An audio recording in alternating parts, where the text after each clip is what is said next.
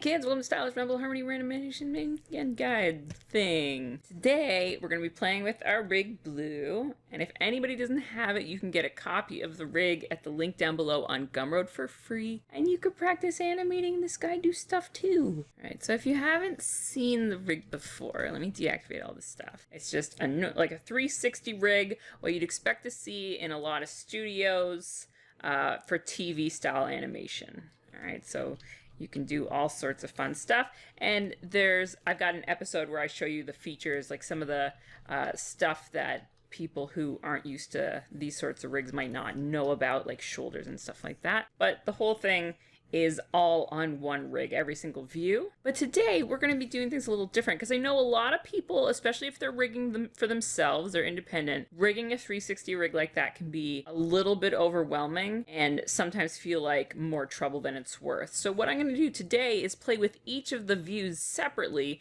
because this is something that you might expect to see in smaller studios or studios who don't have big budgets for spending tons of time on rigging, because a 360 rig does take quite a bit of time and skilled labor, which can add up pretty quick. So what I've done is taken each of the views from the character, and I've just pulled in enough of the rig so that each view is represented independently. So I'm going to animate with these the way that I would if I was working on a show that had independent views. So the first thing I'm going to do is give each of these their own master peg. So now all of them have their own peg, so I can move them individually as I need them to. And then I'm going to give them one big shared peg. So I can just select all of these guys, hit peg, and it's going to give them a shared peg so that I can move and scale them all together. You can move your dealie if you want. And what I'm actually going to do is just rotate this guy around the pole. So let me do a little quick doodle. So I'm going to have him hold the pole like this and just stand stock still like a merry-go-round and go around the pole like this. This is the back of his head, this is the front of his head, and have him do a merry-go-round loop. So like he's standing on a Ferris wheel or a merry-go-round or something. That way you can see how you'd rotate while you're using this many different rigs in one scene, because that can be pretty tricky. The short answer is you start big. You always start big, and you work your way down to the little stuff. And when you're using this many rigs, you kind of have to be a bit aggressive with your keyframing. You can't be too timid when you're doing this kind of stuff. First thing I'm going to do is I'll scale them down a little bit just so they're not too massive in the scene. And I'm going to throw them up there. Bam. Now all the characters are up here, and I'm selecting out of my network because that's how I like to select things through here. And a friend of mine who is a mouse animator, I'm a pen animator. I use my Cintiq because I mostly draw. I do special effects, so I'm drawing quite a bit, and I've just gotten used to using my pen. But my friend who's a mouse animator, she told me that if you hold the middle click instead of the regular click, you don't actually need to grab your character. You can just click anywhere inside your camera view and it's going to move it around. And then if you hold your control and you middle click, it's going to squashy squish. And if you hold your alt and middle click, it's going to rotate. So this is mind-blowing. I didn't know this. I've been using this program for a decade, and this is the first time I've heard of it. Middle click. What? So I've just changed one of my pen buttons to middle click, and now I can do this crazy stuff. Oh my god. So keep that in mind when you're doing this, because it's going to be super helpful. All right, so we're going to start him front view. Bam. Grab my front view. Going to drag him down into my scene, and I'll plop him down here. I'm going to grab my back view, and I grab my back view and pull him down and match him up a little bit, because I just kind of want to see how this is going to work out. And hit 4 to switch this guy. And I'm just getting kind of a ballpark about what I want my rotation to look like. Go. And remember, when you're clicking these arms, start anywhere at all you need to, and you click up to the highest point in the shoulder, or you can click through here and make sure you're working on the highest point. All right, so these shoulders aren't exactly what I want, so I'm just going to muck around with them a little bit until they look the way that I want them to for these poses. That looks okay. And then the rear arm you're not going to see, but this guy's going to have to be a little bit bigger. All right, so that looks about good for my key poses. If you were using one 360 rig, you could just do these keyframes side by side. So you could do the front view here, and then keyframe your side view, and then keyframe your 3/4 back view. Okay, so if you're using this 360 rig, what you can do is just keyframe front, side, and then back. Boop, boop, boop. And then exactly like you've done these guys here on single frame. First frame, make sure it's keyframed. Next frame, we're gonna drag them over here. And then the next frame, we're gonna drag them over here and set up the arms exactly the same way. So it's a little bit easier if you're using this 360 version, and you can already see that it's starting to be animated-ish. You're starting to see a little bit of the rotation. And with these views here, if you're using the separate ones, you could set them up on, so if you're doing these 3 different views, you could set it up like this, and you could easily just slide this guy to the next frame, and then slide your back view to that frame there. And then your front view. It might be tempting to delete the exposure here, but the easiest way to do it is to make sure that it's keyframed here on your first frame. I like to do that just by hitting the up down arrow keys. You can see he barely moves, but you know he's going back in the exact same spot, and it's going to automatically pop a keyframe on there, and then you just move him up out of the scene on the next frame. So you just move to the next frame and just throw him out there. This frame is a load-bearing frame, we like to call it, and everything outside of here is fair game. So sometimes you see a character just kind of like floating off into the distance and rotating and doing all kinds of crazy stuff outside the frame, but as long as it's not in the actual picture, you're golden. Like, it doesn't matter. Anything can happen outside there. I'd love to see more stuff from studios where they show what happens outside the frame, because it's always so funny. All right, there we go. So we're starting to get what we need to have here, and I'm going to throw in a little circle. Boop. I have this hooked up to my N key. The ellipse tool doesn't actually have a hotkey, which I think is a shame because I love using them. And we're gonna extend that. Doop, doop, doop. Okay, so now I'm seeing that this hand needs to be a little bit farther out. So I'm going to make sure that my hand is working and that my ellipse is lined up. Back frame. Doot, doot, doot, doot. All right, so then I need the side view again. So what I'm going to do is grab the side view and just haul it back into frame. Flip. And now because he's grown earlier to be in the front, we have to shrink him down again. So Control Shift so it locks it. And we're going to eyeball this perspective. It doesn't need to be too small. And then our back view, I'm just going to throw him out there. Bye. Weep. So now what I'm missing is the 3/4 views. So here it goes from front to side. I'm just going to boop, make a little space in here. And we don't need our front view. What we need is our 3/4 front view. And flip. So I'm using the 4 key here to flip it because the character is symmetrical, so you can get away with just flipping it using a 4. And now, one of the tricky things about using these multiple views is when you're putting your onion skin on, it won't automatically select all of them. So you have to select all of them and then turn your onion skin on to make sure that you have them. So now you can see it has all of the different views. So you just shift highlight all of these and then turn it on, and you're going to be able to see the different views that you need. And we're going to pop that guy in there. And now that we've established our circle, and this is kind of why I like to use the extreme views there, so I can get this rotation and see where I want it to go. So he's a little bit too small because I've been scaling this guy up. I'm going to just grow him up a little bit and just eyeball it so that the perspective on this makes sense. You can add another circle to the top if you feel like that's necessary. Whoops. And then just throw him up there. Boom. Now I've got that guy in the middle. Now I need a 3/4 back view in here. So I'm going to grab these guys. Boop. So leave a little bit of space in there. Grab the side view. And just throw them away. We don't need you side view. We need 3/4 back view. And you can scale this right up here so you can see. And you can drag this guy down here and eyeball the perspective. And then on this frame, just throw them away again. Bye. We don't need you for that frame. So instead of mucking around with exposures and stuff, just throw the guys away. They can just be up here somewhere. That's not a big deal. Don't overthink it. All right, so you get your whole rotation work. We need another 3/4 back here. Boop. So we'll throw the back away. Let me pull this in so we're only getting the 2. It's a little less confusing. And then we bring back our 3/4 back. We give them a flip. Now, if you're working with a character that's not symmetrical, you might have 2 3/4 back views and 2 3/4 front views, and you have 2 side views. You want to make sure that you're using the proper one.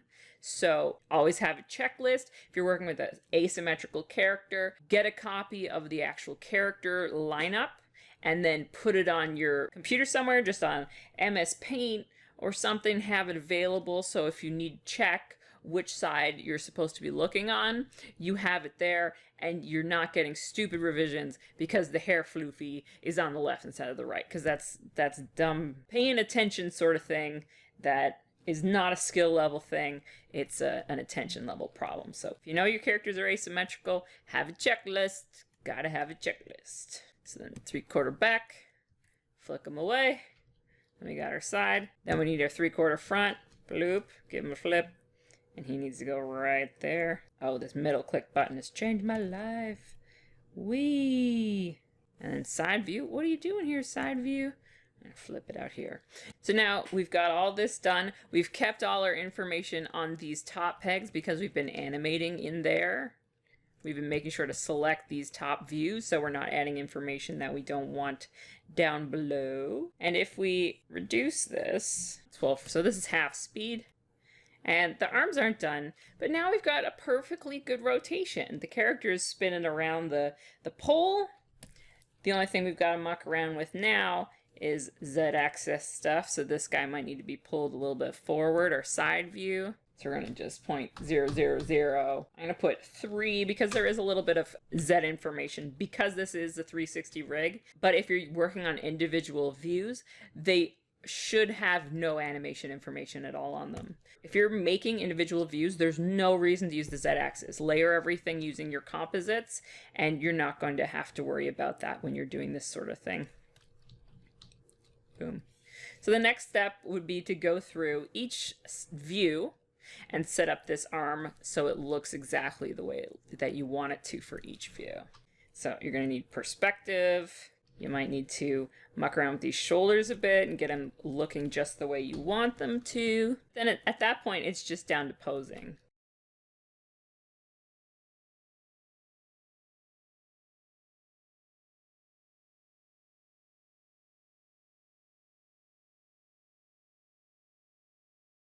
This thumb is just a falsy thumb. I'm not going through the trouble of making sure that this thumb goes behind or that these fingers go behind. I'm just going to do a quick hack job. Boop, boop. And manipulate these fingers. And this is something that you get better at with practice. Just getting to use the tools and understanding kind of how they work. How the pencil tool works versus the brush tool. Doing like a contour cowboy where you just manipulate all the shapes. It's easier for people who are not really prolific or fast at drawing to go in and manipulate these contours.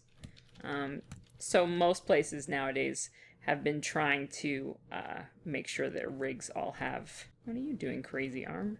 And your arm's on backwards. That's one thing to keep an eye on. Make sure your thumbs are facing the right direction. Maybe I have this hand on backwards in the rig. Keep an eye for that. But I'm just going through the very unceremonious part of making sure all these limbs work. And there isn't really a trick to this. A lot of people nowadays are kind of hoping the program is going to take care of some of this stuff for them, but it's not the case. I mean, you could try and play around with the Z-axis, but I don't think it's worth it. I think your time is better spent getting accustomed to really hard, like being brave with your keys here. Don't be afraid to completely mangle this arm and to hack up this hand, get a little bit of perspective going, rather than trying to come up with some gimmicky way to get this to look foreshortened.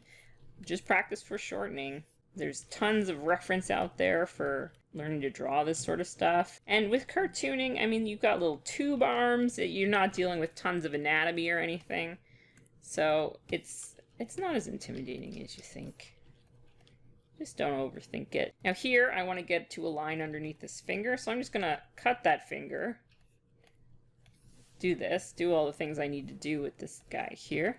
And I'm going to paste it. So there I've got my little nub finger. This guy's back where it needs to be, and you can do it with the next one. That's one good feature of Toonboom. If you cut and paste, it's going to be in the same place. If you continue pasting, it's going to go down and to the right. So first paste is in place, next paste is going to be down a little, and down, down, down, down, down. That's a good feature. I hate when you paste something and it's 5 inches away from where you wanted it to. Like, why is paste in place not the default? I want to paste it where I picked it up. I don't want it to paste way over. Why? Why isn't that default? And then just mucking around in here with my lines, making sure they match, because this, you might not see that, but I see that, because I'm super anal, so I like my lines all to join up. But definitely, if you're watching your scene, if you're not being really anal about tidying up those lines, make sure that they look good. You don't want ugly lines. And I'm going to pull these back, because I want to see a little bit more of the front of this hand.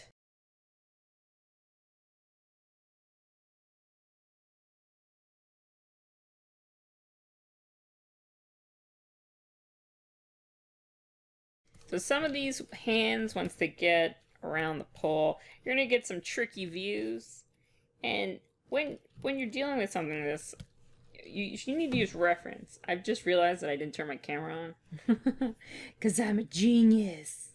But grab something off your desk about the same size as whatever it is you're doing, and then take a look at how the fingers are actually wrapping around that. Don't be afraid to use reference. Most people have a phone with a camera in it now. Say you're doing some expressions or some hands. Either, if you can't do them yourself, if you're not flexible enough to take pictures of your own hands, then ask a friend to just do the pose for you. Like, if there's other people in the studio and you're just like, hey, bro, can you just do this hand pose for me? I can't quite get it. No one's gonna get mad at that. And then they can be like, oh, that's a thing we could do? Hey, you can take a picture of this thing I need too. Or we can use reference of each other because people exist here. So don't spend an hour on the internet looking for hand gestures. You have hands, I'm assuming. I mean, that's a big presumption on my part, but I'm going to guess that the majority of the people watching have hands that they have access to, and whether they need a mirror or they could use their phone, there's some way to capture or at least gaze at that gesture that you make with your own hand. I'm not going to spend a million years on these. I'm just going to do good enough hands because it's not a hand tutorial.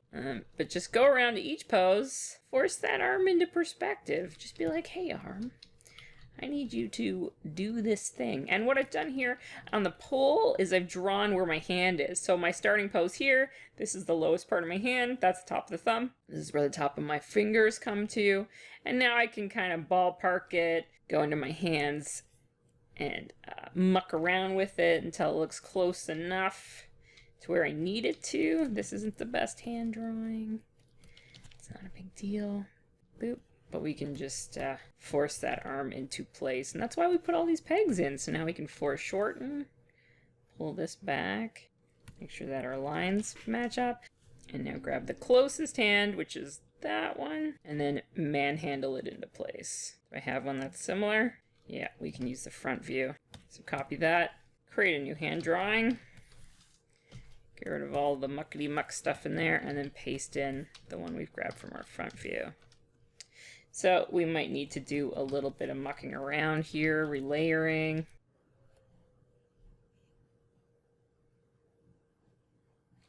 Alright, I'm gonna call this good enough.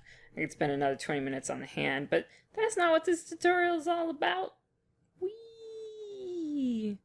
So it's without too much difficulty. I'm about at the hour mark now, and 90% of that was mucking around with getting these hands and shoulders looking just the way I wanted them to. And the last thing I would do here is make sure that the perspective on these sleeves is really what I want it to be. All right, so there are a couple pieces to the sleeve, but it's not too big a deal. So we're just going to go around, make sure that all our sleeves and lines and stuff, just these little nitpicky stuff, that it's all lining up just the way I want it to. And I might even add a few drawings in here to get some more overlap in these foreshortened poses. Some of these really extreme ones, like here, because this hand is looking a little bit jacked up. But just adding a little bit of overlap there, and maybe even some overlap of the arm like this, if I felt like it would add a little bit more. I could go into the actual lower arm drawing and just force it, just draw some more foreshortened poses in there for that pose, just that single, just to give it a little bit more depth. This character's arm's a little bit tubey. I don't know if I really like the way that looks, that drawing, but it's really something you have to determine based on each show you're working on, the style, what works for the character.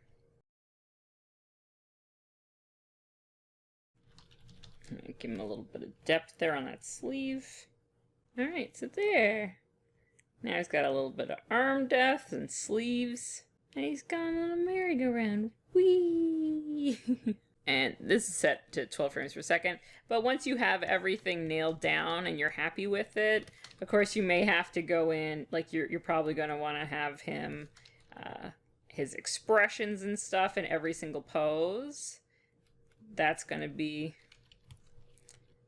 have to be done, stuff like that. Or maybe this hand is trailing behind, kind of flapping in the breeze.